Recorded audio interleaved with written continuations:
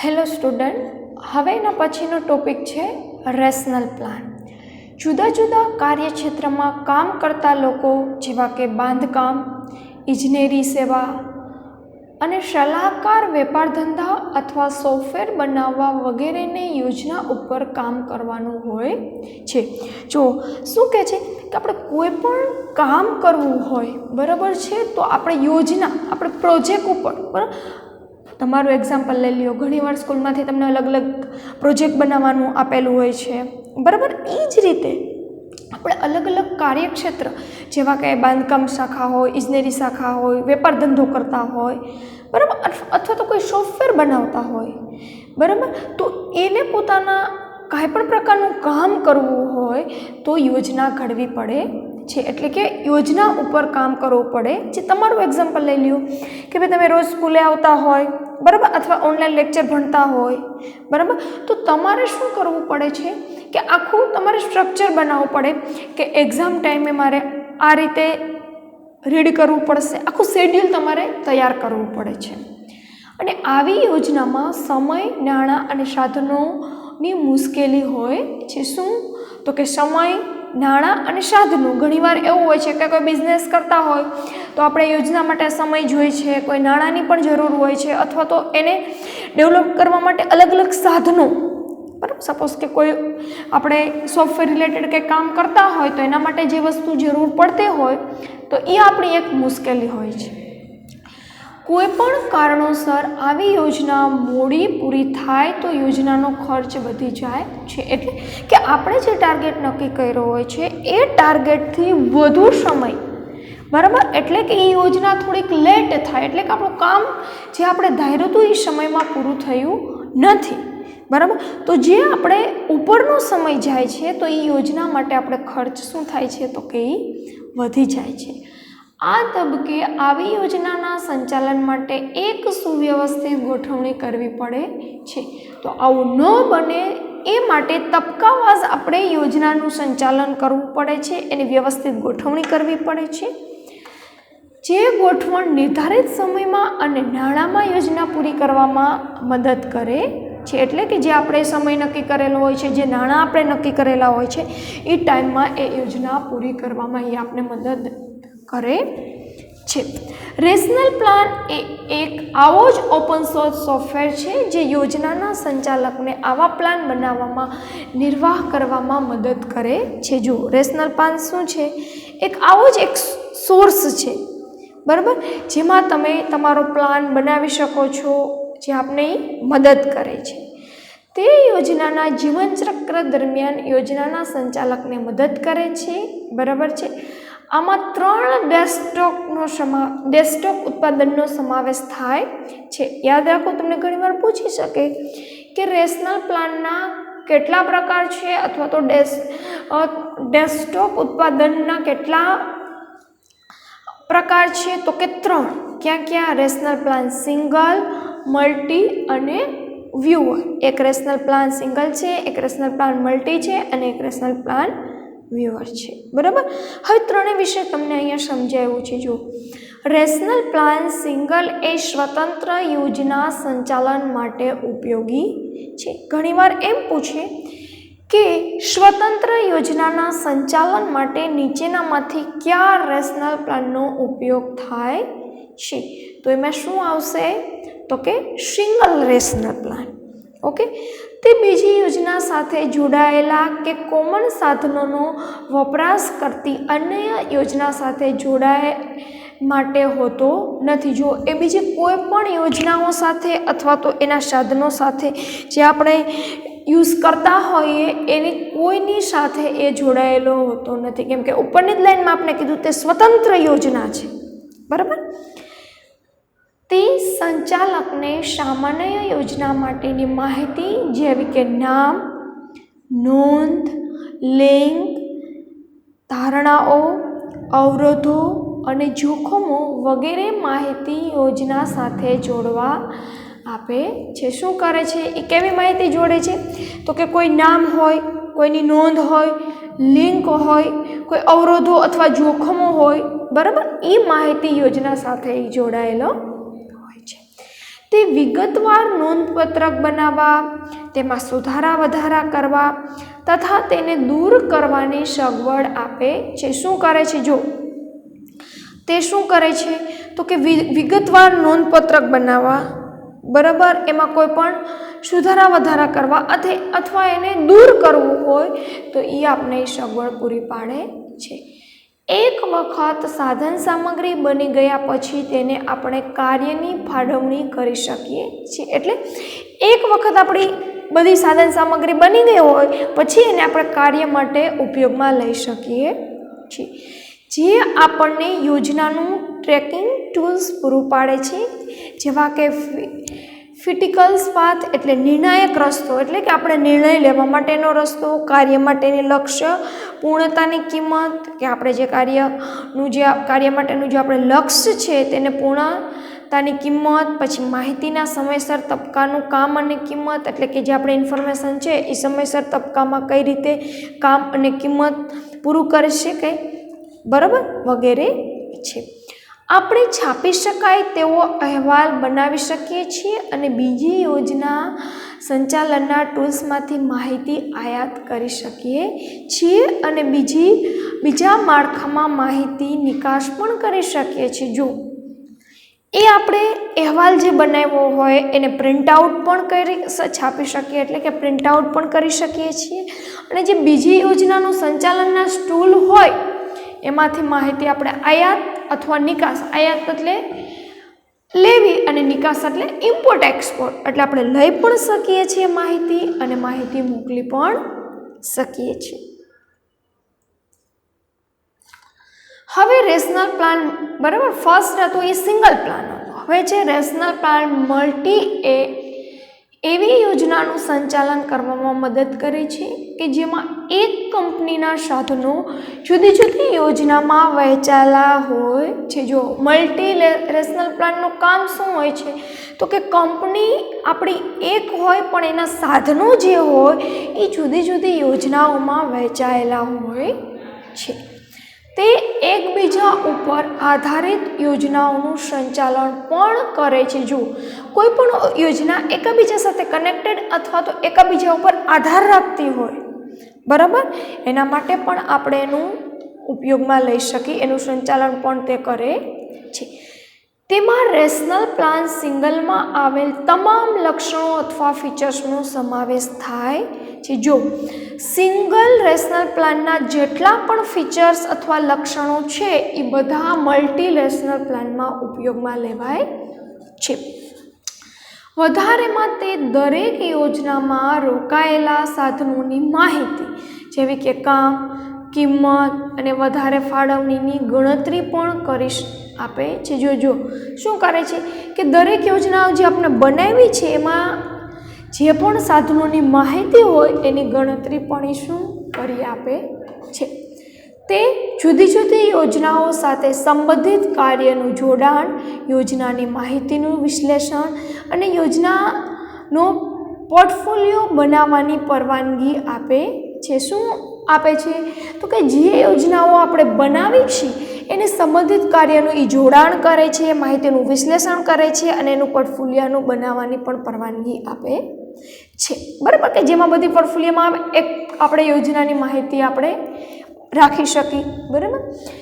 હવે છે rational plan viewer એ એક વધારાનું ટૂલ્સ છે જે મૂળ ફાઇલના માળખામાં .xrpમાં રહેલ યોજનાને વહેંચવા માટે બનાવેલ છે. જો સિંગલ પ્લાન જોયો, મલ્ટી પ્લાન જોયો, હવે છે viewer plan, rational plan viewer. તે શું કરે છે તો કે આપણે જે મૂળ ફાઇલનું જે માળખું હોય છે ને, બરાબર, જેમાં કઈ હોય .xrp, બરાબર, એ યોજનાને વહેંચવા અથવા તો શેર કરવા માટે બનાવે છે.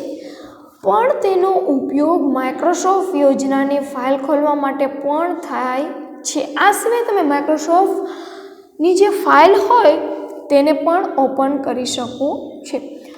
સાધનોને ફાળવેલી કામગીરી જોવા માટે તેમજ ગોઠવેલ કાર્યપદ્ધતિમાં કોઈ પણ પ્રકારનો ફેરફાર કર્યા વગર યોજનાનો વિકાસ જોવા માટે તે ખૂબ ઉપયોગી છે. જો તે શું છે તો કે તે જે સાધનોની ફાળવણીની કામગીરી જોવી હોય તો પણ આપણે જોઈ શકીએ છીએ, બરાબર.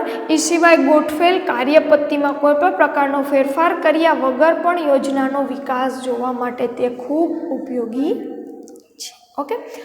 ઉબુન્ટુ 10.04માં રેશનલ પ્લાન આવતું નથી. જો જે ઉબુન્ટુની આવૃત્તિ તમારી પાસે સપોઝ કે 10.4 છે એમાં રેશનલ પ્લાન આવતો નથી અને સમર્થન પણ કરતું નથી.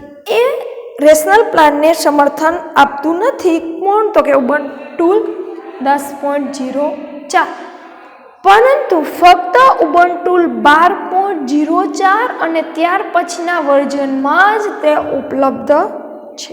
એટલે કે 12.04 અને એના પછીના જે નવા વર્ઝન અપડેટ થયા છે એમાં જ રેશનલ પ્લાન સમર્થન આપે છે. હવે એના પછીનો ટોપિક છે સ્કાયપી, બરાબર. તમે કેટલી સંદેશા માહિતી માટેની જુદી જુદી સેવાઓ જેવું કે યાહૂ મેસેન્જર, ગૂગલ ટોક અથવા તો રેડિફબલનો ઉપયોગ કર્યો હશે, જેનો ઉપયોગ આપણે વાસ્તવિક સમયમાં ગપસપ એટલે કે આપણી ભાષામાં ચેટિંગ માટે કરીએ છીએ. જો શું કીધું છે કે અત્યારે આપણને ખબર જ છે ઘણા પ્રકારના આપણે મેસેન્જરનો ઉપયોગ કરીએ છીએ, જેમાં યાહૂ મેસેન્જર છે, ગૂગલ ટોક છે, રેડિફબોલ છે, જેનો ઉપયોગ આપણે ગપસપ એટલે કે ચેટિંગ માટે કરીએ છીએ. આપણે ફેસબુક યાહૂ મેસેન્જર છે, બરાબર, ફેસબુકનું મેસેન્જર છે, વધારે આપણે વોટ્સઅપમાં પણ ચેટિંગ કરી શકીએ છીએ. તેમાં લખાણ, દ્રશ્ય અને શ્રાવ્ય માહિતીનો ઉપયોગ પણ કરીએ છીએ. એટલે લખીને તમે મેસેજ કરી શકો છો, બરાબર, એકાબીજાને બોલીને અથવા તો જોઈને વિડીયો કોલિંગ, વોઇસ કોલિંગ આપણે જે કહીએ છીએ ને એ પણ આપણે એમાં ઉપયોગમાં લઈ શકીએ છીએ. તો સ્કાયપી આવું જ એક સોફ્ટવેર છે જે આપણને કોમ્પ્યુટરમાં ઇન્ટરનેટનો ઉપયોગ કરીને કોલ કરવા માટેની સગવડ આપે છે. એ જ રીતે સ્કાયપી શું છે? એક આવા જ પ્રકારનું સોફ્ટવેર છે જે તમે ઇઝીલી નેટમાંથી ડાઉનલોડ કરી શકો છો, બરાબર છે. અને આ બધું આપણે chatting, video calling, voice calling, message typing, બરાબર, એ બધું આપણે એમાં સગવડ આપેલી હોય છે. સ્કાયપી ઉપયોગકર્તાને અવાજ, લખાણ અને વિડીયોનો ઉપયોગ કરીને બીજા સાથે સંપર્ક કરવાની પરવાનગી આપે છે. જો શું આપે છે? તો કંઈ તમારે અવાજ એટલે એકબીજા સાથે બોલીને, લખીને, વિડીયો કરીને, બરાબર, તમે એકબીજા સાથે સંપર્ક કરી શકો છો. આપણે આપણા ટેલિફોન નેટવર્કમાં ફોન કરવા માટે પણ સ્કાયપીનો ઉપયોગ કરી શકીએ છીએ. ટેલિફોન અથવા તો મોબાઈલ ફોન ઉપર કરેલા ફોનનો ખર્ચ ઉપયોગકર્તાના ખાતામાં ઉધાર થાય છે અને સ્કાયપીમાં કરેલ ફોન કોલ નિઃશુલ્ક હોય છે. જો તમારે તમારા ફોનમાં ફોન કરવો હોય બીજાને, બરાબર, તો એના માટે પણ તમે સ્કાયપીનો ઉપયોગ કરી શકો છો. તો તેના માટે તમારા ફોનમાં જે પણ બેલેન્સ હોય છે એ કટ થતી નથી અને સ્કાયપીમાં તમે જે ફોન કરો છો એ તો ફ્રી હોય છે, કેમ કે એના માટે તમારે કોઈ પણ પ્રકારનું પેમેન્ટ કરવું પડતું નથી. તે ફાઇલને એક જગ્યાએથી બીજી જગ્યાએ ફેરવવાની તેમજ વિડીયો કોન્ફરન્સની વધારાની સગવડ પૂરી પાડે છે. જો શું કહે છે? તમે ફાઇલને એક જગ્યાએથી બીજી જગ્યાએ ફેરવી શકો છો અને વિડીયો કોન્ફરન્સ પણ કરી શકો છો. સ્કાયપી સોફ્ટવેરને નિઃશુલ્ક ડાઉનલોડ કરી શકાય છે, પરંતુ તેનો સોર્સ કોડ માલિકીનો છે, તેમાં કોઈ પણ પ્રકારના સુધારા વધારા કરી શકાતા નથી. જુઓ શું કહે છે? તમે એને ફ્રીલી નિઃશુલ્ક ડાઉનલોડ કરી શકો છો, પણ એ સોર્સ કોઈ પણ માલિકનો છે, એટલે આપણે એમાં કોઈ પણ પ્રકારના ચેન્જીસ કરી શકીએ નહીં. હા, ડાઉનલોડ કરી શકો, તમે એનો યુઝ કરી શકો, ફોન કરી શકો, વિડીયો કોલ કરી શકો, બરાબર. એ સિવાય એમાં તમે ટાઈપિંગ કરી શકો, મેસેજ મોકલી શકો, પણ એમાં કોઈ પણ પ્રકારના ચેન્જીસ તમે કરી શકો નહીં. સ્કાયપીનો ઉપયોગ કરવો હોય તો અવાજનું ઇનપુટ અને આઉટપુટ કાર્યરત હોવું જોઈએ. એટલે કે એના માટે કોઈ પણ જે આપણે સાધનોનો ઉપયોગ કરતા હોઈએ એ આપણી પાસે હોવા જોઈએ. આધુનિક કોમ્પ્યુટરમાં આ સગવડ હોય છે. લેપટોપમાં તો અંદર જ આવેલી હોય છે, જ્યારે ડેસ્કટોપ કોમ્પ્યુટરમાં આપણે હેડફોન, સ્પીકર અને વેબ કેમેરાને બહારથી જોડવા પડે છે. જો હમણાં આગળ જ આપણે કીધું અવાજ માટે, વિડીયો માટે, બરાબર, લેપટોપ હોય એની સાથે તો બધી વસ્તુ કનેક્ટેડ જ હોય, પણ તમારી પાસે ડેસ્કટોપ છે તો તમારે હેડફોન, સ્પીકર અને વેબ કેમેરા આપણે બહારથી જોડવા પડે છે. આપણે સ્કાયપીને સોફ્ટવેર કેન્દ્રમાંથી પ્રસ્થાપિત કરી શકીએ છીએ, બરાબર. સોફ્ટવેરમાંથી આપણે ઇન્સ્ટોલ એને કરી શકીએ છીએ, બરાબર. ઇન્સ્ટોલ થઈ ગયા પછી સ્કાયપીને આપણે સ્ટાર્ટ કરવા માટે એપ્લિકેશન, ઇન્ટરનેટ અને સ્કાયપી વિકલ્પ પસંદ કરો.